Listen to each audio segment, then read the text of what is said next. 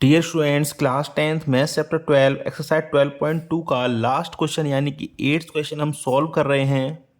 इस क्वेश्चन में कहा गया है spherical glass vessel has a cylindrical neck, dimensions given है in the diameter of the spherical part is this, by measuring the amount of water it holds a child find its volume to be this, check whether C is correct. तो इस question को figure के through समझ लेते हैं। जैसे कोई spherical vessel है जो कि जैसे सुराही होती है ना, उसी तरह का एक कोई स्फेरिकल वेसल है, उसका जो नेक है वो है सिलेंड्रिकल। तो इस बच्चे ने फाइंड किया कि इसका जो वॉल्यूम है वो है 345 सेंटीमीटर क्यूब। तो हमें पता करना है क्या ये सही है या फिर गलत है। तो इस क्वेश्चन में हमें कुछ करना नहीं है, स्पेशली हमें इस स्फेरिकल पार्ट का एंड सिलेंड्रिकल पार्ट का वॉल्यूम फाइंड करके ऐड कर देना है। अगर ये 345 आ रहा है तो child is correct, otherwise C is wrong. तो जो गिवन डेटा है उसको हमने नोट डाउन कर रखा है, तो लिखते हैं वॉल्यूम ऑफ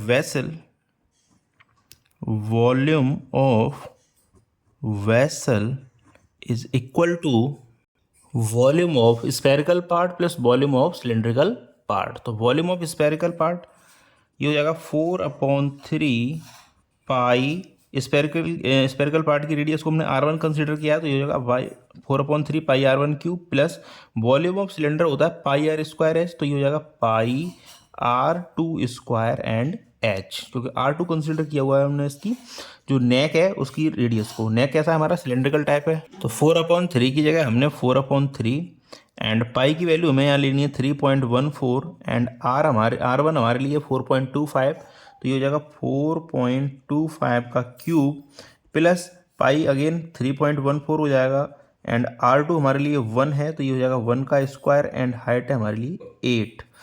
तो 4/3 मल्टीप्लाई बाई 3.14 एंड 4.25 का जब हम क्यूब करेंगे तो ये आ जाएगा 76.77। मैंने कैलकुलेटर की हेल्प से इसको सॉल्व किया है, प्लस 3.14 मल्टीप्लाई बाई 8।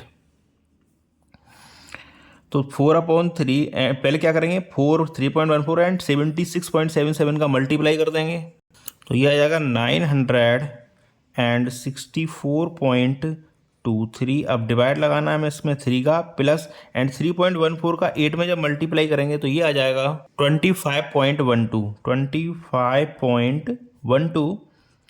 अब हमें लगाना है 3 का डिवाइड 964.23 में, तो ये आ जाएगा 321.41 प्लस 25.12। जब इन दोनों को हम ऐड करेंगे तो ये हो जाएगा 346.53 centimetre cube.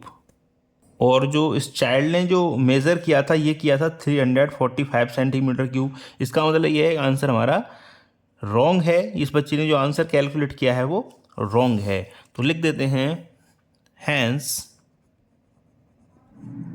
Her answer is incorrect.